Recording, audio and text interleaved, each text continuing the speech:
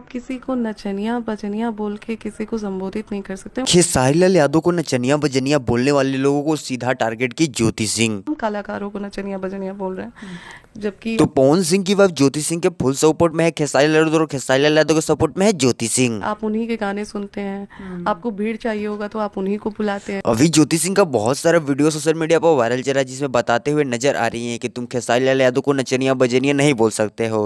अगर नचनिया बजनिया तुम उनको बोल रहे हो तो पूरी भोजपुरी इंडस्ट्री नचनिया बजनिया ही है। दोस्तों आप लोग को बता दें कि सीधे क्लियर निशाना साधते हुए नजर आ रही है ज्योति सिंह, और जितने भी लोग ज्योति सिंह को ट्रोल कर रहे हैं उन सभी को करारा जवाब भी दे रही हैं। हालांकि पवन सिंह बहुत ही जल्द चुनाव प्रचार भी करने वाले हैं, उसकी भी खुलासाएं हो ही रही हैं। चुनाव प्रचार करते हैं तो एक भारी भीड़। तो इस वीडियो में बताया जा रहा है कि पवन सिंह बहुत ही जल्द चुनाव प्रचार करेंगे। तो इन लोगों के बारे में आपके कहते कमेंट करके जरूर बताइएगा। उन लोगों से रिलेटेड अपडेट पाना चाहते हो चैनल सब्सक्राइब कर लीजिएगा। हम तो किसी नए वीडियो में किसी नए टॉपिक के साथ के लिए बाय।